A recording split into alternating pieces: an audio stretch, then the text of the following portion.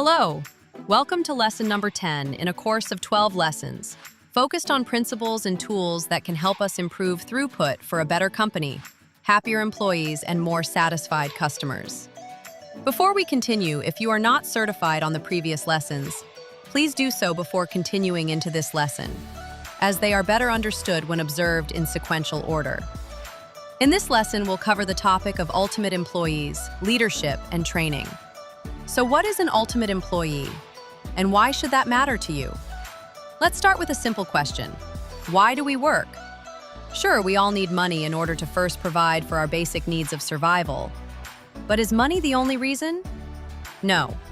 We also want purpose, success, and the feeling that we've made a positive impact, whether at work, home, or in our relationships. When it comes down to it, we all have dreams outside of work, and we can pursue those dreams after needs are met. And then we are able to generate a surplus of that valuable cash that can then be put towards the other things in our lives that we find value in. It all comes right back to where we started in these lessons: value. We get money from the customers only when we can provide something of value to them. The more value a customer can get in exchange for their money, the more customers will be drawn to our company. In exchange, you receive a portion of that value from the customer in the form of money.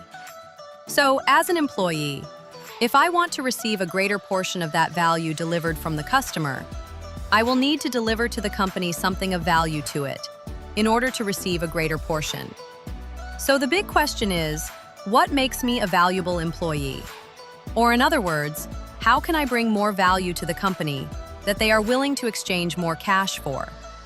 For the most part, an employee is going to be paid based on the value they add to a company. Think of yourself as an asset. Your goal is to become a high-yield asset. If you were the boss, what qualities would you look for in the perfect employee? It is going to be things like competence, a positive attitude, a strong work ethic, a desire to learn and grow, good communication, dependability, consistency, humility, and confidence. If you consistently show these qualities, you'll add significant value to your company, and your boss will notice. But it's not enough to just know what these qualities are. You have to live them out. It's only when you consistently demonstrate these traits that others will recognize them in you. Nobody's perfect. We all have off days. But striving to embody these qualities makes you a solid employee and increases your value. Understanding employee engagement. Let's look at some facts. According to the Society for Human Resource Management, 88% of employees say they're satisfied with their jobs, and 85% are happy with their employer. Yet, nearly half will look for a new job within the next year. Why? Because satisfaction doesn't always mean engagement. Employers face three big challenges: turnover, engagement, and succession planning. All are employee-related. There are three types of employees. Engaged, about 13%. These are the rock stars, dependable, respected, and invested in the business as if it were their own. Disengaged, about 63%. They do their job, put in the hours, but are mainly there for the paycheck. Actively disengaged, about 24%. They undermine the business, take advantage of the system, and can be disrespectful or wasteful. Who do you think will bring the most value to the table? If you want more of what is valuable, money, the key is to bring more value to exchange. To be an engaged employee is a choice made every day. The best employees are those who learn to engage in whatever situation they're in and make the best of it. They bring value. And in return, they catch the eye of business leaders who are seeking assets to strengthen the company. And they are willing to pay for it. Connecting your why. Why aren't we all engaged? It's because we've forgotten to connect our why, the reason we work, with our personal goals and dreams. Work isn't just a job. It's a means to achieve what matters to you, whether that's getting out of debt, taking your family on vacation, or buying something you love. If you see work as a way to reach your personal goals, it becomes more engaging, even if the job itself isn't your dream job. Learn to see work and your dreams and goals as connected. You're not working today necessarily because you think it's fun. but you work because it's the road that leads to the goals and dreams you do enjoy. When we can look at it this way, we can see every work experience as positive and a blessing. And when we have this attitude, we tend to be more engaged, bring more value to the table, and reach those goals and dreams faster. Growing and changing. If you do what you've always done, you'll get what you've always gotten.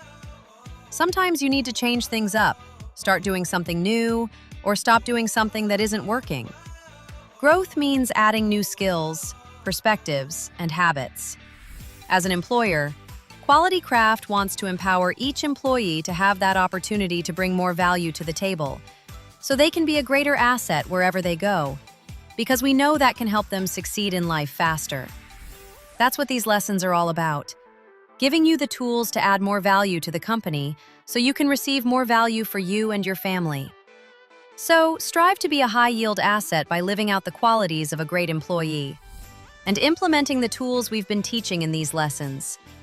Connect your work to your personal why to stay engaged and embrace change and growth, and see work as a path to your goals. This brings us into the next topic, leadership. As you become more engaged and an ultimate employee, your example will begin to provide more opportunities for others. Whether you like it or not, you are leading almost all the time, even if it's just your example. Some actively lead more than others, but every action we make leads to some kind of a rippling effect. The ability to lead others to add value to a society or business only amplifies the value you can deliver. If you want to magnify your ability to be an asset to the company, learn to be a leader. Because you will not only be seen as bringing value to the company from your own actions, but as a contributor of the value being delivered from those under your guidance. We want to empower you to make as much money as possible in the workplace by teaching you skills that can promote your value.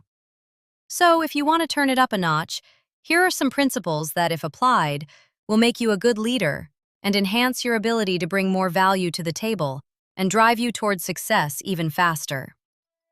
So what makes good leaders? Key number 1, extreme ownership, the foundation of leadership. The best leaders take ownership. They take responsibility for everything in their world. They do not blame others.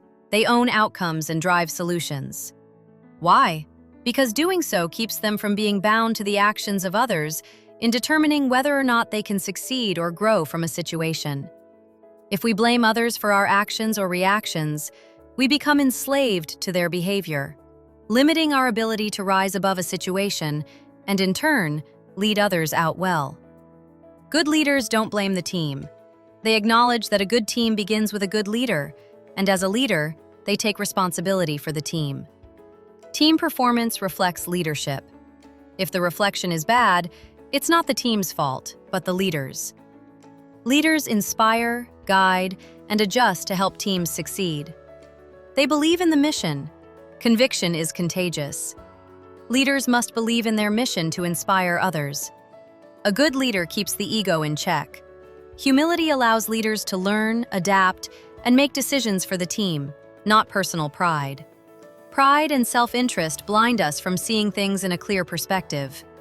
Humility and a concern for others helps us see the world without blinders and make better decisions. They foster teamwork, cover and move. Success is collective. Leaders foster collaboration and mutual support. They defend their team against gossip and all types of injury. A good leader knows how to simplify. Clear, simple plans are easier to execute. They know how to prioritize and execute. Leaders focus on the most critical tasks first, maintaining discipline under pressure. A good leader knows how to delegate and decentralize their command. Empowering others to lead within their scope creates agility and ownership at every level. A good leader is not someone who is irreplaceable, but someone who has inspired those under them to continue pushing towards a goal when they are not present. A great example is the Spartan warrior team phalanx, a formation where each warrior's shield protected the person to their left, not themselves. The rightmost warrior had no one to protect them, requiring them to be the most skilled and, crucially, the most selfless. He would be looked at as the leader, with a unified team that could follow his lead, and stand up against opposition that would crush normal armies of the same size. The characteristics of the right-hand man are the same things that make any good leader: selflessness, preparedness, and skill, love for the team and mission, the ability to inspire and speak to the heart. Leadership is not just persuasion. It's about inspiring genuine passion and commitment in others. Eisenhower said it best when he said, "Leadership is the art of getting someone else to do something you want done because he wants to do it." George Washington was a great living example of leadership. The value he brought to the table caused the people to promote him to the highest office of our nation. Here's how he embodied these principles. Vision.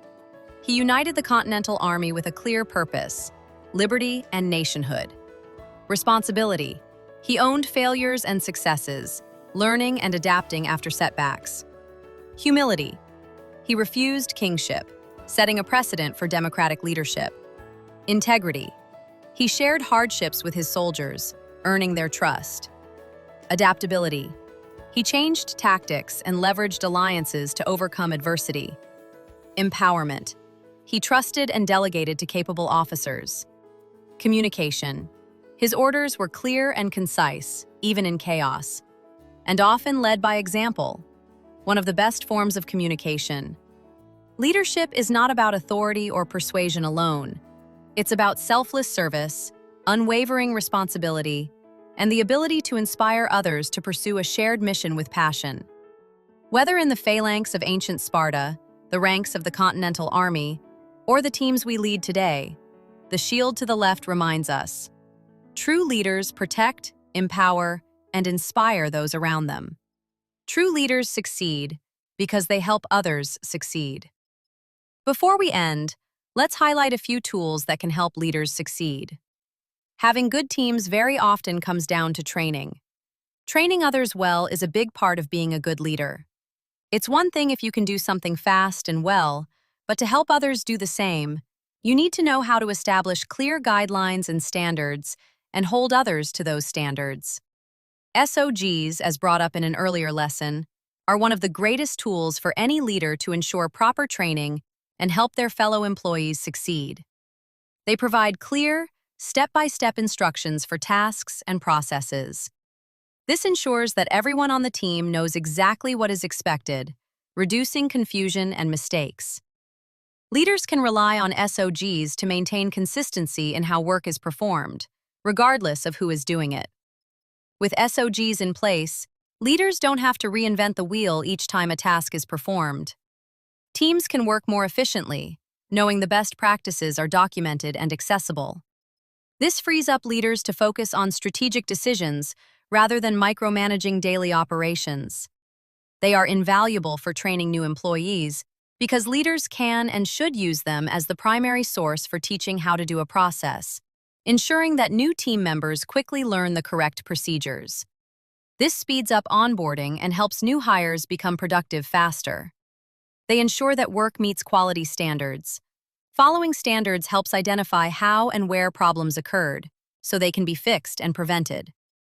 They can help promote continuous improvement by identifying inefficiencies and implementing better practices through SOG updates.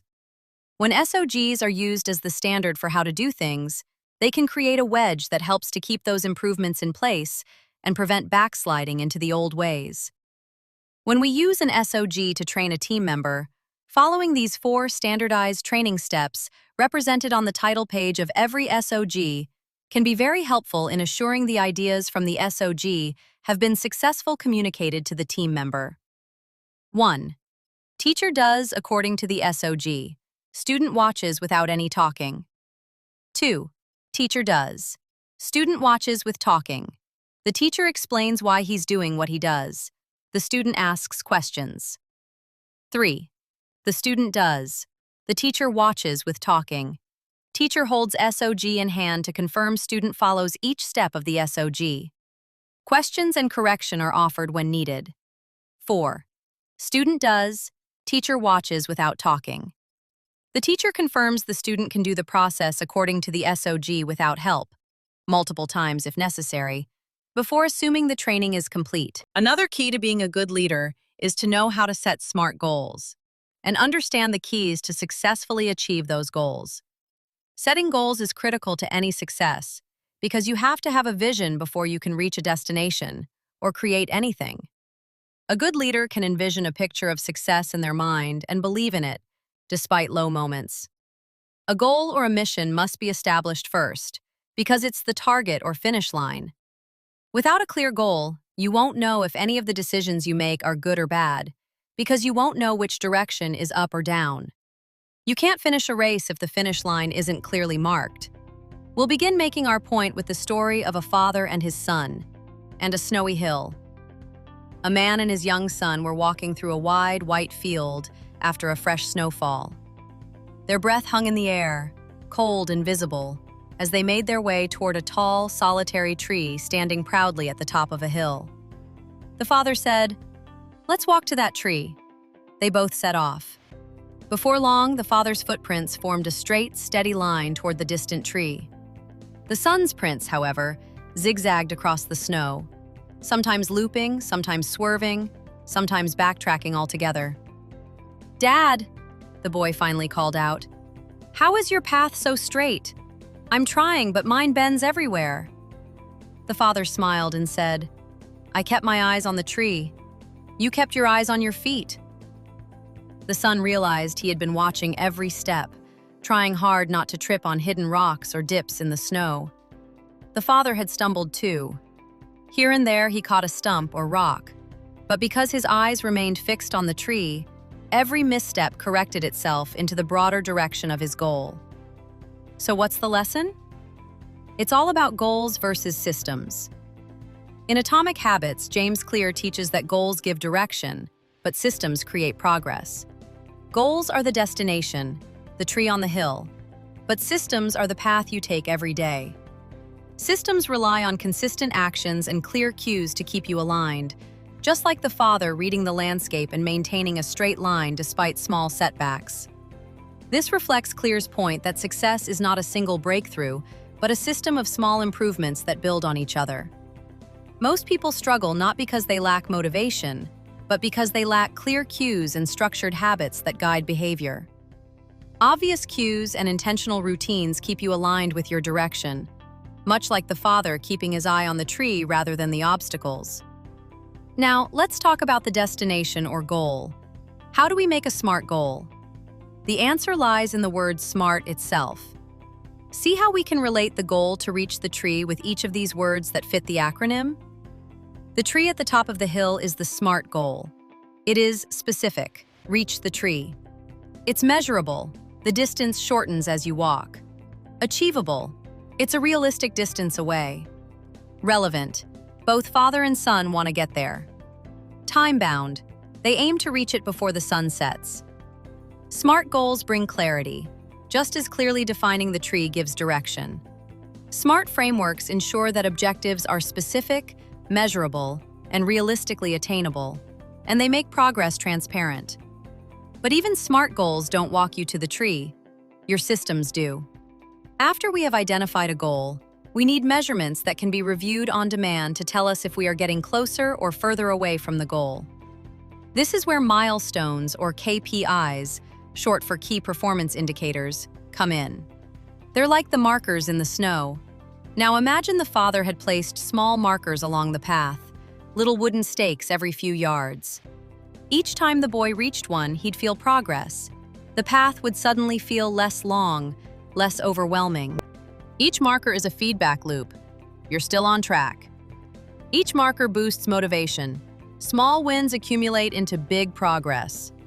Each marker steers you back if you drift off the path. This echoes Atomic Habits' core message: tiny, consistent wins that are intentionally marked because they lead you towards the goal will compound into massive results over time. Milestones also help prevent tripping because you're not anxiously watching every step. You're watching for the next marker. If your focus is nearer, you will naturally see obstacles in the way via peripheral vision. So why does focusing on the system, or the walking pattern, matter? The father represents the person who understands systems thinking. He focuses on the trajectory, not individual steps. He keeps his gaze forward, letting small mistakes self-correct. He prioritizes consistency, not perfection. It's important to remember that you do not rise to the level of your goals, you fall to the level of your systems. Those corrective actions you are taking to get you to each milestone as quickly as possible. Systems keep you moving forward, even when the ground is uneven, when things don't go perfectly. You don't give up as easily because the next micro-finish line is still within reach, even if things go wrong. The sun, on the other hand, represents the person fixated on avoiding mistakes rather than progressing. His eyes stayed on each tiny snowdrift, each rock.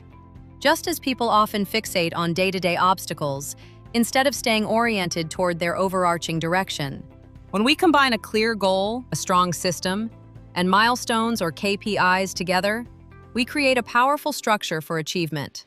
This ties directly into the principle that success emerges from well-designed systems, habits that are obvious, attractive, easy, and satisfying, not from white-knuckling your way toward a distant objective.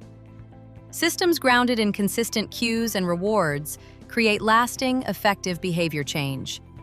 Smart goals give you direction. Systems give you momentum. Milestones give you motivation. Together, they turn a snowy hill or any journey into a meaningful path.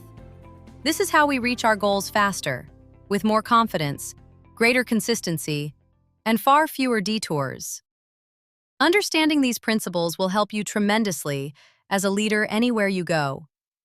That sums up this lesson.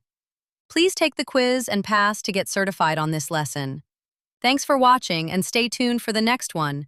Focuses on tools we can use for systematic and big improvements to make huge leaps toward boosting our throughput. I hope you have a great week.